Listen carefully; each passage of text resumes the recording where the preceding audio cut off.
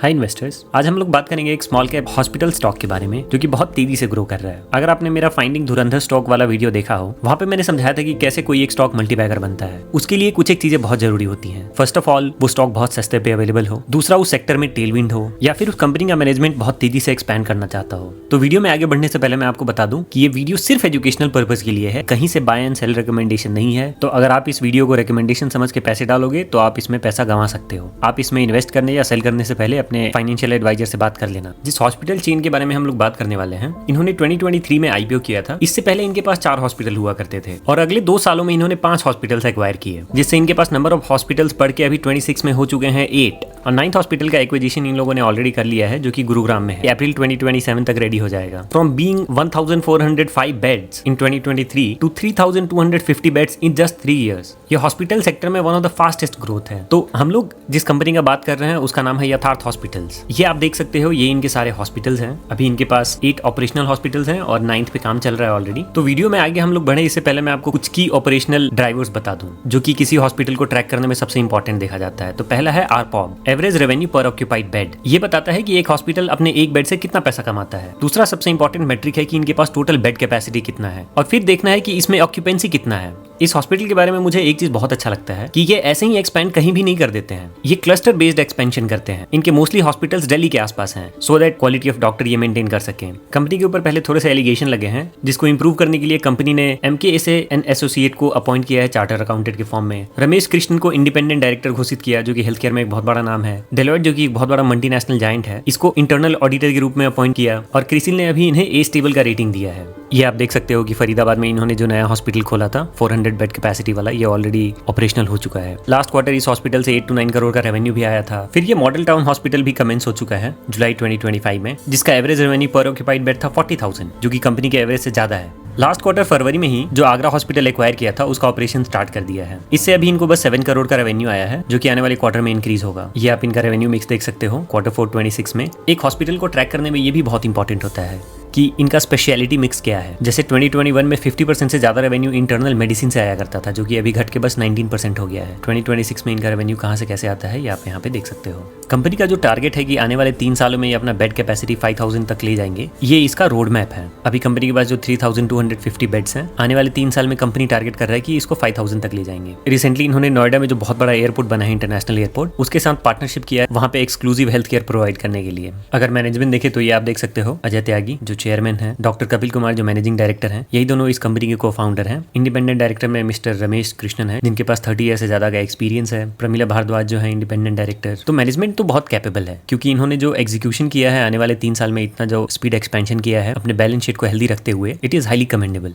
इनका रेवेन्यू बहुत ज्यादा डाइवर्सिफाइड है, ये एक हॉस्पिटल पे डिपेंडेंट नहीं है, और ये जिस रीजन में लोकेटेड है, दिल्ली NCR रीजन, दिल्ली का पॉपुलेशन बहुत ज्यादा है। और कीप इन माइंड, ये पॉपुलेशन ऐसा है जो बहुत ज्यादा बीमारी फेस करने को है आने वाले कुछ एक सालों में, अभी भी कर रहा है, क्योंकि वहाँ पे पानी बहुत ज्यादा पॉल्यूटेड है, वहाँ का एयर बहुत ज्यादा पॉल्यूटेड है, लोगों के हैबिट्स हेल्दी नहीं है, वहाँ पे लोग बहुत ज्यादा अनहेल्दी खाते हैं। तो इसके कारण मुझे लगता है कि इनका बिजनेस सस्टेन करने को है, इनको हमेशा बिजनेस मिलता रहेगा। इट्स वेरी अनफॉर्चुनेट कि हम लोग वहाँ के लोगों के प्रॉब्लम को बिजनेस अपॉर्चुनिटी की तरह देख रहे हैं, बट दैट्स द रियलिटी। हम लोग दिल्ली और दिल्ली के लोगों को इंप्रूव नहीं कर सकते। अब देख लेते हैं कंपनी के फाइनेंशियल्स। तो ये कंपनी ऑलमोस्ट 8000 करोड़ के मार्केट कैप का कंपनी है। कंपनी का पीई ऑलमोस्ट 46 का है, बट हम लोग हॉस्पिटल्स को पीई के बेसिस पे नहीं जज कर सकते हैं। इससे बेटर मेट्रिक होता है EV to EBITDA। कंपनी 25.3 के EV to EBITDA पे ट्रेड कर रहा है। मैं इसको सस्ता भी नहीं कह सकता, बट ये बहुत महंगा भी नहीं है। So I would say it's fairly value, क्योंकि कंपनी जैसा ग्रोथ दिखा रहा है, 25.3 का EV to EBITDA is justified. Company का ROE है 10.4, जो कि ऑब्वियसली डिप्रेस्ड है, क्योंकि इन्होंने बहुत तेजी से अपना एक्सपेंशन करा है, जो कि आने वाले समय में इंप्रूव होता चला जाएगा। और इसके प्राइस का चार्ट देखें तो ये कंपनी पिछले 1 साल में अच्छा खासा रनअप भी दे चुका है। लास्ट ईयर फरवरी 2025 में ये ऑलमोस्ट 400 के नीचे ट्रेड कर रहा था। It was a very good opportunity to enter here, और मैंने भी ऑलमोस्ट यहीं पे एंट्री ले रखा है। फिर कंपनी ने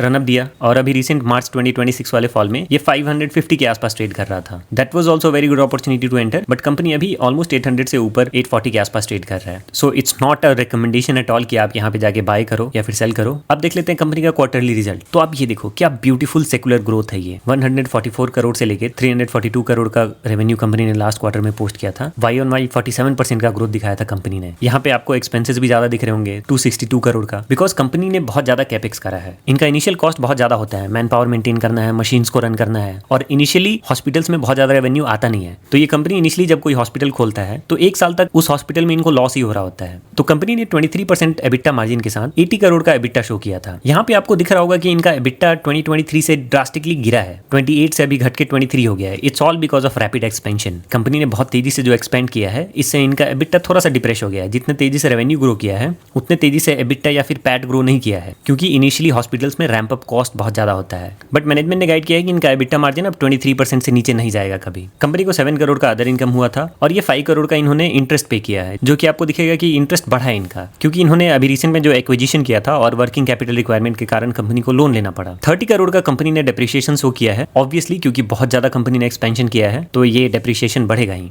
बट कीप इन माइंड, ये डेप्रिसिएशन का पैसा बाहर नहीं जाता है, ये कंपनी के पास ही वापस आता है। और कंपनी ने 45 करोड़ का प्रॉफिट आफ्टर टैक्स शो किया था। आने वाले समय में जब ये हॉस्पिटल मैच्योर होंगे, इनका फिक्स्ड कॉस्ट तो सेम रहेगा, इनके रेवेन्यू से ज्यादा तेज इनका पैट ग्रो करेगा। अगर हम लोग एनुअल बेसिस पे देखें तो कंपनी ने 1207 करोड़ का रेवेन्यू किया था, विच इज 40% ग्रोथ। एक हॉस्पिटल स्टॉक में 40% का revenue growth is too good. Company ने 292 करोड़ का एबिटा शो किया था विद 24% एबिटा मार्जिन, 26 करोड़ का अदर इनकम, 88 करोड़ का डेप्रिसिएशन, और कंपनी ने 170 करोड़ का पैट शो किया था। अब देख लेते हैं कंपनी का बैलेंस शीट। तो यहाँ पे आप देख सकते हो 1684 करोड़ के रिजर्व के अगेंस्ट कंपनी के ऊपर 227 करोड़ का लॉन्ग टर्म बोरोइंग है और 26 करोड़ का शॉर्ट टर्म बोरोइंग है। कंपनी ने एक्सपैंड करने के लिए लोन ले रखा है, विच इज क्वाइट मैनेजेबल, ये बहुत ज्यादा डेट नहीं है।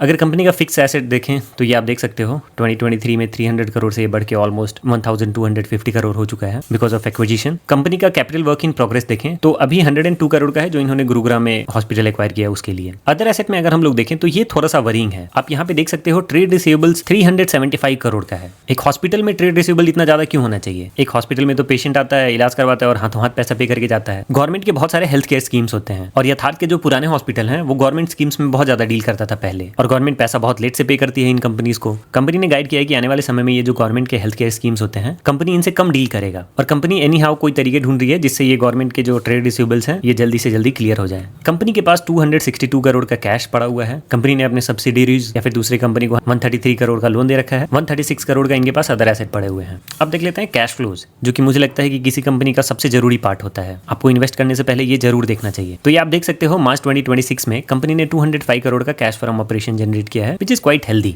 अगर हम लोग cash from operations upon operating profit देखें तो ये 98% का है, विच इज वेरी हेल्दी। यहाँ पे आप देख सकते हो कैश फ्रॉम इन्वेस्टिंग एक्टिविटी में कंपनी ने ऑलमोस्ट 600 करोड़ का इन्वेस्टमेंट किया है, and cash from financing activity में आप देख सकते हो कंपनी ने 262 करोड़ का लोन लिया है। कुछ इंपॉर्टेंट रेशियोज देख लेते हैं। तो कंपनी का डेटर डे इंप्रूव हो गया, 113 डेज का हो गया, और कंपनी का आरओसी आने वाले सालों में घटा है, ये आपको 12% दिख रहा होगा, बिकॉज कंपनी ने बहुत ज्यादा इन्वेस्ट किया है एक्सपेंशन में, जो कि आने वाले क्वार्टर में इंप्रूव होता चला जाएगा। अब देख लेते हैं स्क्रीनर का इनसाइट। तो इनका एवरेज लेंथ ऑफ स्टे जो है वो इंप्रूव हुआ है। एक हॉस्पिटल में एवरेज लेंथ ऑफ स्टे कम होना चाहिए, पेशेंट जितना जल्दी आए हॉस्पिटल छोड़ के चला जाए वो उतना अच्छा। 4.16 डेज का इनका एवरेज स्टे रहा है 2026 में। एवरेज रेवेन्यू इंक्रीज होकर 33,000 हो गया है, विच इज वेरी अप्रिशिएबल। कुछ एक हॉस्पिटल्स का मोर देन 40,000 है, बट बिकॉज कंपनी ने बहुत सारे एक्विजिशन किए हैं, बहुत सारे हॉस्पिटल बिल्कुल नए हैं जहां पे रेवेन्यू बिल्कुल भी नहीं है, इसके कारण ये average revenue per occupied bed आपको कम दिख रहा होगा। बट इनके जो पुराने हॉस्पिटल्स हैं उनका average revenue per occupied bed बहुत ज्यादा इंप्रूव हो गया है, बहुत अच्छा हो गया है, और ये average revenue per occupied bed आने वाले समय में बढ़ता चला जाएगा। अगर नहीं बढ़ता है तो ये वरिंग साइन होगा। इनका बेड ऑक्यूपेंसी रेट भी बढ़ के 68% हो गया है, which is too good. IPD volume 88 का है। नंबर ऑफ ऑपरेशनल हॉस्पिटल यहाँ पे आपको 7 दिख रहा होगा, बट एक्चुअली इट्स 8, और 9th हॉस्पिटल जो है इनका गुरुग्राम में वो 2027 में लाइव होगा।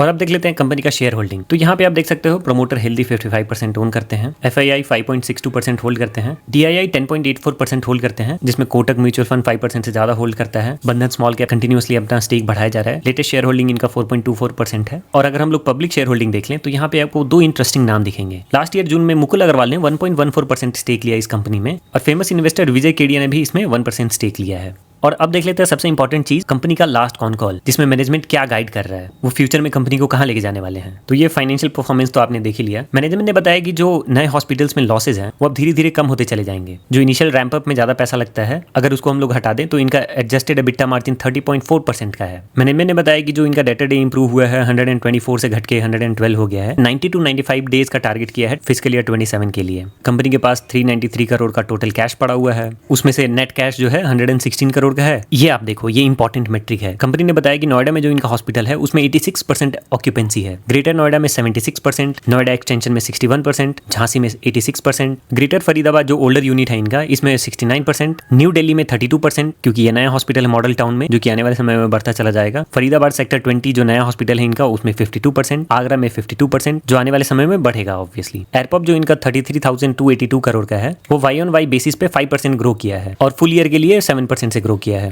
मैनेजमेंट ने बताया कि जो इनके मैच्योर हॉस्पिटल्स हैं वो और तेजी से ग्रो किए हैं। नोएडा एक्सटेंशन वाले हॉस्पिटल का एयरपॉप जो है वो 47,800 है, ग्रेटर नोएडा का 40,000 क्रॉस कर चुका है। जो नए हॉस्पिटल्स हैं उनका एयरपॉप भी बहुत हाई है। नई दिल्ली में जो नया हॉस्पिटल है उसका एयरपॉप 40,000 है, फरीदाबाद सेक्टर 20 में जो नया हॉस्पिटल है उसका 38,000 है और फरीदाबाद में 31,000 जो कि इनके ओल्डर हॉस्पिटल्स का इनिशियल एयरपॉप से बहुत ज्यादा है। आगरा का एयरपॉप अभी कम है 26 to 27,000 क्योंकि ऑब्वियसली वो एक छोटे शहर से है। मैनेजमेंट ने बताया कि इनका केस मिक्स भी इंप्रूव हो रहा है, इंटरनेशनल पेशेंट भी बढ़ते जा रहे हैं। हॉस्पिटल चाहते हैं कि इनके पास इंटरनेशनल पेशेंट ज्यादा है क्योंकि वो फुली कैश में डील करते हैं और हॉस्पिटल उनसे ज्यादा एयरपॉप कमा पाता है। इनका नोएडा एक्सटेंशन में जो ऑन्कोलॉजी कॉन्सेंट्रेशन है वो भी बहुत ज्यादा बढ़ रहा है क्योंकि जो कैंसर पेशेंट होते हैं हॉस्पिटल इनसे ज्यादा कमा पाता है। एंड कीप इन माइंड जो कैंसर पेशेंट होते हैं ये ज्यादा स्टिकी भी होते हैं। ये एक बार आपके हॉस्पिटल में आके आपसे इलाज कर लिए तो ये आपके लाइफ टाइम कस्टमर बन जाते हैं। पहले 90 to 20% जो इनका रेवेन्यू मिक्स आता था ऑन्कोलॉजी से अभी बढ़ के 30% हो चुका है। एक और चीज देखने वाला है कि इनके जो दूसरे छोटे हॉस्पिटल्स हैं वो एज अ फीडर काम करते हैं, वहां से ये पेशेंट को रेफर करते हैं अपने बड़े हॉस्पिटल जैसे नोएडा एक्सटेंशन वाले में। अगर हम लोग पेयर मिक्स देखें तो गवर्नमेंट से इनका शेयर अभी भी 35% आता है जो मैनेजमेंट ने गाइड किया है कि 25% से नीचे लेके आएंगे 2 साल में। और जो इनके नए हॉस्पिटल्स हैं वहां का जस्ट 10 to 12% रेवेन्यू ये गवर्नमेंट से लेके आते हैं और वो इसे कंट्रोल में ही रखना चाहते हैं।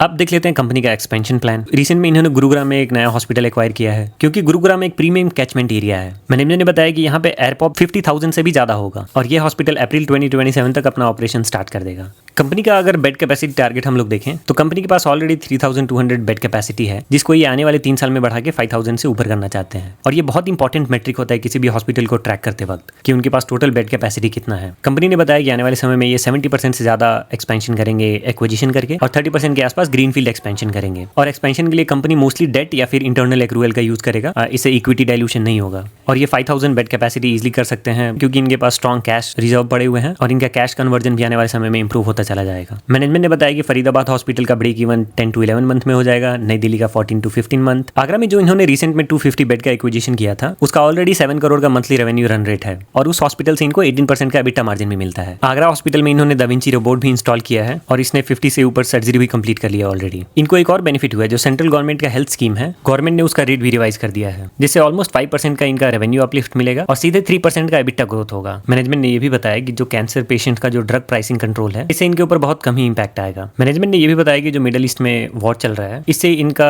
इंटरनेशनल जो ऑपरेशन है वो थोड़ा सा इंपैक्ट हो सकता है, जिसको मिटिगेट करने के लिए ये एक्सपेक्ट कर रहे हैं कि 2-3 मेडिकल सेंटर खोलेंगे अफ्रीका में। और इन्होंने एम्फेसाइज किया है कि ये अभी भी नेट कैश पॉजिटिव है। जो इनकम टैक्स वाला मैटर था वो भी आने वाले Q2 तक वो रिजॉल्व हो जाएगा।